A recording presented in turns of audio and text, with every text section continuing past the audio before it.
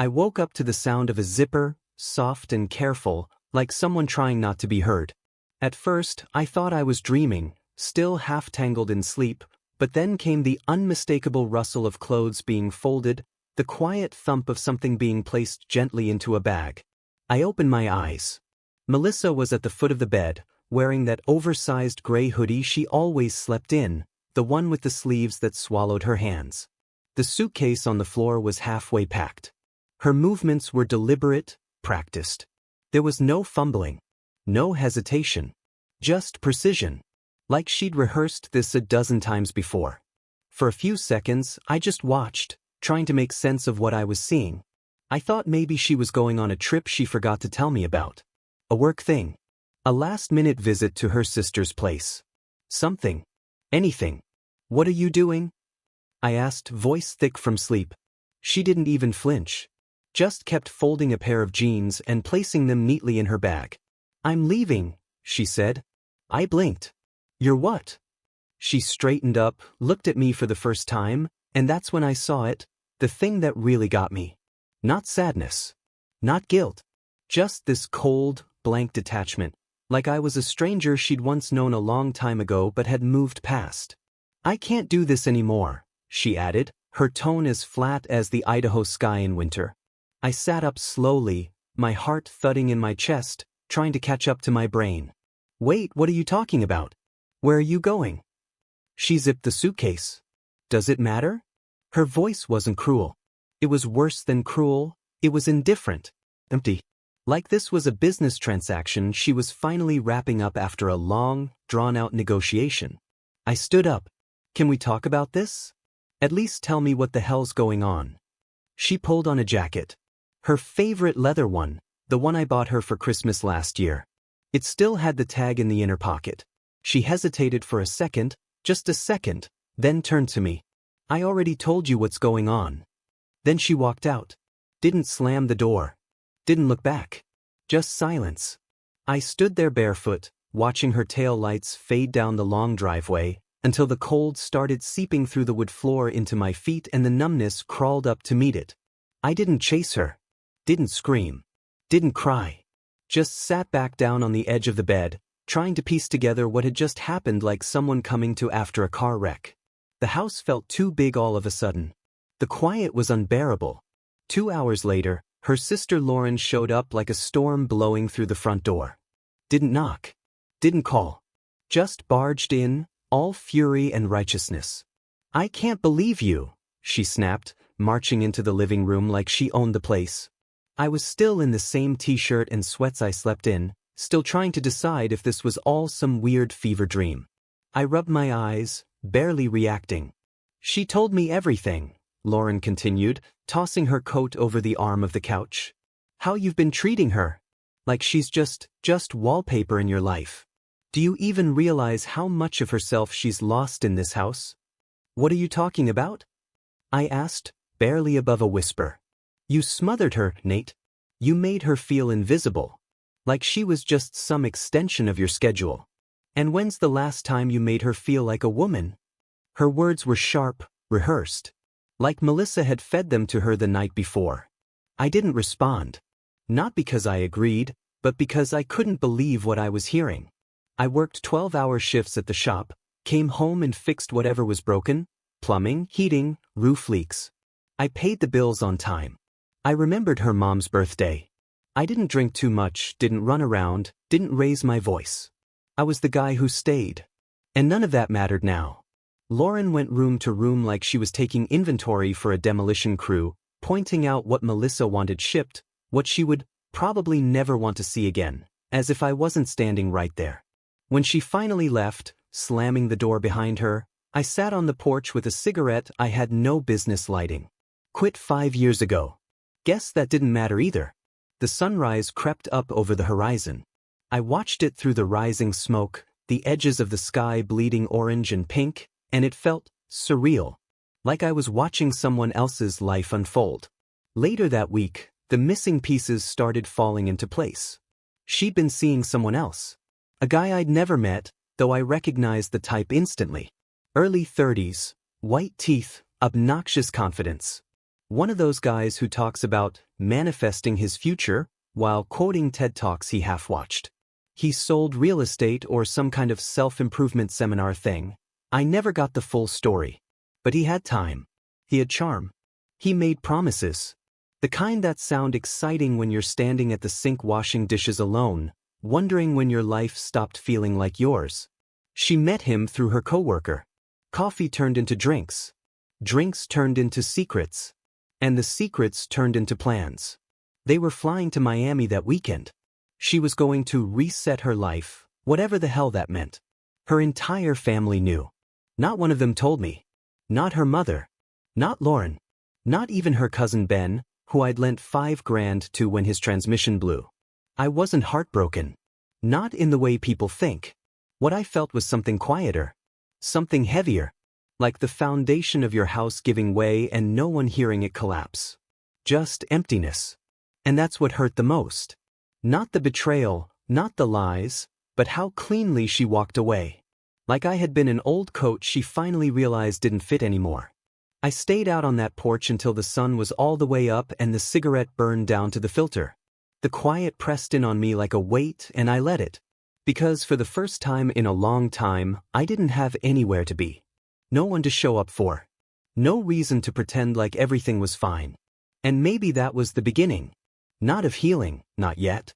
But of understanding how far gone things had really been, even before she packed that suitcase. They came back that evening. Melissa, her sister Lauren, and her mother, Rita, all of them like they were running a coordinated mission. 3 sets of footsteps, the front door swinging open without even a knock, like this was just some errand they had to check off. No one looked at me. No one said a word. I was sitting in the far corner of the living room, in that old recliner she used to curl up in with a book on Sundays. I hadn't moved much all day. I couldn't. I just sat there, staring out the window while time passed in a blur. The only sound in the room now was the shuffle of boxes being pulled out of closets and the low murmur of their voices. She probably won't want this, Lauren muttered as she held up a framed photo of Melissa and me on our 2nd anniversary. It was from that cabin trip to McCall. I remembered that day like it had just happened. She made fun of my hat the entire weekend, and we laughed so much our faces hurt. I watched Lauren casually drop the frame into a box labeled miscellaneous. Rita, her mother, walked straight into the kitchen like she'd lived there all her life. Opened cabinets, made piles, pointed at appliances that Melissa had technically picked out, as if they were hers by default. They barely spoke to me. And when they did, it was like I wasn't even a person, just some obstacle they had to work around. You don't mind if we take the espresso machine, do you? Rita asked flatly, not even waiting for a response before unplugging it. I didn't answer. What could I say? That I paid for it? That I spent 3 hours installing the damn water line for it after Melissa saw one in a magazine and lit up like a kid on Christmas? It didn't matter. Nothing I had done mattered anymore. In their eyes, I was the bad guy. The cold husband. The one who didn't make her feel alive. I guess they figured she earned all this stuff by suffering through me. They moved fast. A sort of quiet efficiency, like this wasn't their first time packing up a broken marriage. Watching them, I wondered how long they'd been planning this. How many late-night calls had been exchanged. How many whispered conversations. How many details had been ironed out while I was in the next room or out in the garage, fixing something. At one point, Lauren glanced over at me with this look, half pity, half disgust. You know, you should have seen this coming. I just stared at her. She kept going. You stopped being someone she could talk to. You just worked and fixed stuff and expected her to be grateful. She felt like she was fading in here. I built this house for her, I finally said. My voice sounded far away, like it belonged to someone else. Lauren scoffed. Yeah, well, maybe she didn't want a house. Maybe she just wanted you to look at her. Melissa never said a word. Not once. She walked in and out of rooms, gathering what was hers, taking down artwork we picked together, sorting through drawers like a guest at an estate sale. Her expression never changed. Unreadable. Cold. I couldn't stop staring at her hands. Those same hands that used to tug at mine during walks, that used to run through my hair when I came home exhausted. Now they were just working, folding, collecting, packing. She avoided my eyes the entire time. The only time she looked in my direction was when she reached for the old wooden jewelry box on the mantel. I had carved it for her during our first year together. She used to say it was her favorite thing I'd ever made. She paused, her fingers grazing the lid, and for a moment, I thought maybe something had cracked through her armor. Then she picked it up, turned away, and dropped it in a box marked closet. It took them just under 2 hours to erase her from the house. 2 hours to undo 10 years. Photos disappeared from the walls. Pillows from the couch. Her slippers from the bedroom. The house didn't even look emptier when they were done. It looked sterile. Like no one had ever lived here. When they were finished, Rita came over and dropped a stack of papers on the coffee table in front of me. Some of her mail came here. We'll have a forwarding address soon. Don't throw anything out. She didn't wait for a reply. Just turned and walked out the door. Melissa and Lauren followed, arms full of boxes. No goodbye. No second glance. I stayed in that chair long after the sound of their car faded down the road. The sun had gone down, and the room was washed in that bluish-gray light that made everything look colder than it was. The silence was complete. I didn't turn on the TV. Didn't grab a drink. I just sat there, listening to the house creak and settle like it was adjusting to being half empty. It sounded different. Like it knew she wasn't coming back. And in that moment, I realized something that should have been obvious. I thought the worst part of her leaving would be that she was gone. But no, the worst part was how easy it was for her to go. For a while after they left, there was silence. Not just in the house, but everywhere. Melissa didn't reach out. No texts. No calls. No, "Are you okay?" No half-hearted explanations. Just total radio silence. It was like I'd been written out of her story entirely. I was supposed to be the last chapter, but she'd slammed the book shut halfway through and tossed it in a box somewhere. At first, I figured that was it. Clean break. No mess. Just an exit. But then, slowly, the messages started. At first, they were harmless. Polite. Even cheerful. Just wanted to check if I left my yoga mat in the hall closet. A day later. Hope you're doing okay. Let me know if you find that mat. Then came the shift. Irritation bled through. I don't understand why you're being like this. I'm trying to be civil. I hadn't responded to a single message. Didn't block her. Just silence. Same as she gave me that morning. Then came the one that started to peel back the layers. Were you always this cold, or is this your way of punishing me? I stared at that one for a long time. Thought about writing back. Not to explain or defend myself, but to tell her how stupid that sounded. Quote. She had walked out while I was still asleep. She had dismantled our life without so much as a real conversation. I was the one left standing in the wreckage. But I didn't respond. I didn't need to. That silence must have eaten at her, because soon after, the tone changed again. Her messages started to sound like someone spinning out. Can we just talk, please? I feel like I don't even know who you are anymore. And then, I made a mistake. That was the one that made me laugh, bitter and low and humorless. Not because it was funny, but because it was inevitable. I'd been waiting for it without even knowing it. I didn't reply. I didn't need to. Because by then, the neighborhood gossip had already made its way to me. It started with a casual run-in at the gas station. An old friend of mine from down the street, Brian, was filling up next to me. We nodded at each other, shared a brief, "Hey man," and that should have been the end of it. But then he leaned in a little and said, "Hey, you hear what happened with that guy Melissa ran off with?" I blinked. No. Didn't know there was news. Brian gave a kind of uncomfortable shrug. Yeah, he bailed. Took off. Moved to Portland or something. She's been crashing at her mom's place ever since. It hit me like a sucker punch I didn't want but somehow expected. I nodded, said something like, "Huh, didn't know that," and finished pumping gas. Back in the truck, I sat there for a long time. Hands on the wheel. Engine idling. She'd left me for a guy who didn't stick around long enough to see her through a single season. Someone who promised a reset, whispered all the right words about escape and fresh starts, and then dipped the second reality kicked in. I didn't feel sorry for her. But I didn't feel triumphant either. I felt confirmed. She'd been chasing something. A feeling, a version of herself that didn't include me. And she thought this guy, this dream, would deliver it. Instead, it turned into exactly what it always was, a fantasy with an expiration date. I heard more bits and pieces in the weeks that followed. She lost her job. Not right away, but soon after. Word was she started missing shifts, turning in half-finished work. Her boss, who'd apparently been the one to refer her to that new guy in the first place, cut ties. Her mother didn't want to support her long-term. Lauren had her own life, her own problems, and wasn't interested in playing rescuer. Piece by piece, her world started to collapse. The version of her that she tried to become? It wasn't sustainable.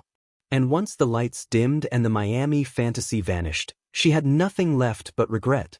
I watched it all from a distance. I didn't chase. I didn't offer comfort. It wasn't out of spite. It wasn't revenge. It was just clarity. And peace. That version of me she expected to crawl back, to beg, to say, please come home, he didn't exist anymore. I think that's what scared her most. I left Boise within 2 months. The house sold quicker than I expected, good bones, decent neighborhood, and apparently buyers don't care that a marriage died inside the walls. I didn't stick around for closing. Let the realtor handle everything. I took my share, packed up what was mine, and didn't look back. Spoken felt like a blank page. Not because I had dreams of starting over in some dramatic, cinematic way. I just wanted quiet. I wanted distance. I wanted to sit in a place that didn't carry the weight of her voice in the walls, or the echo of her keys on the counter, or the way she used to hum off-key while doing the dishes. I found a small house on the edge of town. Nothing flashy. 1 story, steel roof, a detached garage that needed work. It felt right. Manageable. The first few weeks were still. My phone barely rang. I didn't tell many people I'd moved, and the ones who mattered understood why. The people who didn't, well, they probably didn't care much either way. And then she started trying to reach me again. It began with subtle messages through old friends. Casual mentions. Melissa was asking about you. She heard you moved. She said she misses talking to you. I didn't engage. I changed my number. Deleted old photos. Wiped the slate clean. Then came the messages through social media. Not to me directly. I had nuked most of my accounts. But she started messaging people I hadn't talked to in years. Old high school buddies. A coworker from 2 jobs ago. Even my cousin, who lives in Nebraska and hadn't spoken to Melissa since the wedding. Hey, do you still talk to Nate? I'm just trying to check in on him. Could you let him know I've been thinking about him? Every message was some variation of that. Thinking. Worrying. Missing. One of them even sent me a screenshot of something she'd posted, some quote about how, the worst mistake is the one you didn't fight to fix. It was vague, dramatic, probably aimed at me. I didn't respond. I didn't need to. She'd erased me that morning in Boise. She packed up, walked out, and never looked back. That was her choice. And you don't get to summon someone back with regret once reality turns on you. I heard from Brian again a few weeks after I settled in. Hey, he said over the phone, I didn't want to bring this up, but she tried to call me. I think she's trying to figure out where you went. Did you tell her? Of course not, he said. I just thought you should know she's still looking. Looking. Like I just wandered off in a grocery store aisle. Then came the voicemail. I didn't recognize the number, but I knew immediately who it was from the second I pressed play. Hey, it's me. I don't even know if this is still your number, but I just wanted to say I'm sorry. I was stupid. I thought I knew what I wanted and I didn't. I didn't understand what I had with you until I stopped it there. Deleted it. I didn't need to hear the rest. I already knew how that story ended. I'd lived it. She didn't get it back with a voicemail. Not after what she took. Not after what she traded away like it was nothing. She could feel sorry. She could sit with her guilt. She could whisper apologies into the wind until her voice gave out. But that was hers to carry now. Not mine. The strange thing was how quiet it felt inside me after that. No storm. No lingering anger. Just stillness. Not peace exactly. Not yet. But something close. I got up, poured a cup of tea, sat on my back porch as the sky turned dusky pink, and listened to the breeze slide through the trees. There were no texts, no emails, no tension humming in my chest, waiting for the next shoe to drop. Just the quiet creak of the rocking chair beneath me, the taste of mint tea, and the realization that I hadn't thought about her voice all day, not until that message. And even then, it didn't undo me. It didn't shake anything. It just reminded me how far I'd come from that early morning when she packed her bag like I was furniture to be left behind. She wasn't mine to fix anymore. And I wasn't hers to find. People ask if I regret anything. Friends, mostly. The ones who knew us back when things looked perfect from the outside. I get texts sometimes, guys checking in out of the blue, asking if I ever think about going back. As if back is a place that still exists. I don't. Not because I'm bitter. Not because I haven't thought about it on cold nights or during those long stretches when you realize how quiet a house can get without another person breathing in the room. I don't go back because I've learned what it costs to keep someone who doesn't want to stay. Boise feels like another life now. Like something that happened to a different version of me. I pass through old photos sometimes. Stuff from family gatherings, barbecues, vacations where we smiled for the camera even if we weren't speaking in the car. And I don't feel heartbreak anymore. Just distance. Like reading a story I used to love but no longer recognize. I work at a small machine shop now. It's not glamorous, but it's honest. The kind of work where you come home covered in dust, hands rough, back aching, and somehow, it feels like something solid. Something that holds up. I drink tea now. Melissa used to joke that I wasn't grown until I switched from coffee. Never thought I would, but here I am. Sitting on the back porch most evenings, letting the steam hit my face while the sun dips behind the trees. No shouting. No accusations. No silence weaponized into a punishment. Just quiet. Real quiet. People think strength looks like fire. Yelling, chasing, breaking things. But that's not true. I've learned that strength is often the opposite. It's holding your ground when everything in you wants to run. It's choosing to walk away without fanfare, without screaming down the hallway after someone who already made up their mind. It's sitting alone with yourself and not letting the emptiness define you. Melissa went looking for strength, and she thought it came in the form of noise. Adventure. A man with sharper clothes and bigger promises. She thought she needed to feel again, to shake something loose inside her that had grown too still. What she never understood was that stillness doesn't mean death. Sometimes it's exactly where peace begins. I don't know where she is now. Last I heard she was still in town, renting a small apartment near downtown. Working a job she doesn't talk about. Still trying to get back to something she lost before she realized she'd lost it. I don't wish her pain. I don't wish her anything at all. She's not my story anymore. I've stopped trying to be someone else's version of a man. I don't need to prove I'm enough. Not to her. Not to anyone. Some nights, I'll drive out past the edge of town and sit on the hood of my truck, just to watch the sky. There's this place up on a bluff where you can see the whole city, spread out like a map. And in those moments, I feel something I never knew I could feel again. Not joy, exactly. Not yet. But peace. And that's better. That's real. Because peace doesn't need applause. It doesn't need forgiveness. It doesn't even need closure. It just needs space. And now, I finally have it. I didn't realize how much of myself I'd lost until I got out. It's easy to disappear slowly when someone chips away at you in tiny, forgettable moments. A missed thank you here. A disinterested look there. A shoulder turned one too many times when you're trying to share something small but honest. You don't even notice you're fading until you're just a shape in the corner, holding everything together while the other person goes out searching for what they think they're missing. Now, when I look in the mirror, I recognize the man staring back. Tired, yeah, but present. Whole in a way I hadn't been for a long time, maybe ever. Some mornings, I'll wake up expecting that weight in my chest. The one that used to hit before I even opened my eyes. But it's not there anymore. Just the soft hush of the house, the creak of the floorboards, the distant hum of life outside. I make breakfast without thinking. Eggs, toast, sometimes a little jam. Sit at the small kitchen table by the window and watch the birds peck around the yard. I don't miss the drama. I don't miss the questions. I don't miss the long nights wondering if I was just a placeholder in her life until something better came along. She texted once more, months after the voicemail. Just a single message. If you ever want to talk, I'm still here. I stared at it for a long time. Not because I was tempted to answer, but because I didn't feel anything at all. No surge of anger. No sadness. Not even relief. I didn't reply. I deleted it. Not out of spite, but because there was nothing left to say.